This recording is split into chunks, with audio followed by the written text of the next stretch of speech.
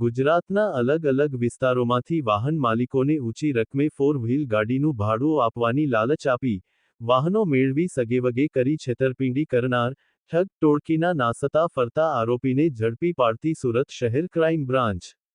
જી હા, સલાબતપુરા સૈયદ નિઝામુદ્દીન બાબાની દરગાહ પાસેથી ગુજરાતના અલગ વિસ્તારોમાંથી વાહન માલિકોને ઊંચી રકમે ફોર વ્હીલ ગાડીનું ભાડું આપવાની લાલચ આપી વાહનો મેળવી સગેવગે કરી છેતરપિંડી કરનાર ઠગ ટોળકીના નાસતા ફરતા આરોપી ઇમરાન ઉર્ફે ઇમરાન મિર્ચી કાલુખાન પઠાણ જે વાહનો લે વેચ કરે છે અને હાલ અકબર સહિત પઠાણવાડા સૈયદ નિઝામુદ્દીન બાબાની દરગાહની બાજુમાં રહે છે, જેને સુરત ક્રાઇમ બ્રાન્ચે ઝડપી પાડી તેના વિરુદ્ધ ધોરણસર કાર્યવાહી કરવામાં આવેલ છે। આરોપી ઇમરાન ઉર્ફે મિર્ચી સને 2010ની વાહનો લે વેચનું કામકાજ કરે છે।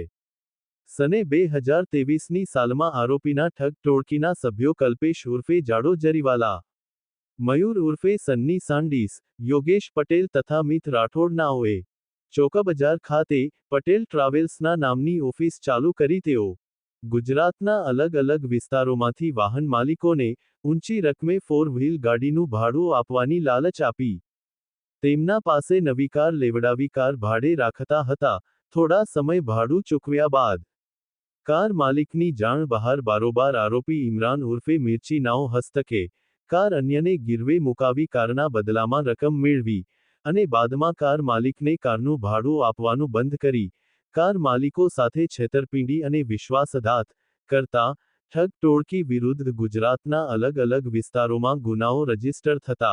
આરોપી ઇમરાન ઉર્ફે મિર્ચીનું ચોકબજાર તથા ઉમરા પોલીસમાં નામ ખુલવા પામતા મજકૂર છેલ્લા 6 માસથી પોતાની ધરપકડ ટાળના નાસતો ફરતો હતો, જેના વિરુદ્ધ 8 પોલીસ સ્ટેશનમાં ગુના નોંધાયેલા છે, જેને સુરત શહેર ક્રાઇમ બ્રાન્ચે ઝડપી પાડ્યા છે। કેમેરામેન સાબિર અલી સૈયદ સાથે કાદિર શેખ, કર્તવ્ય ગુજરાત ન્યૂઝ સુરત।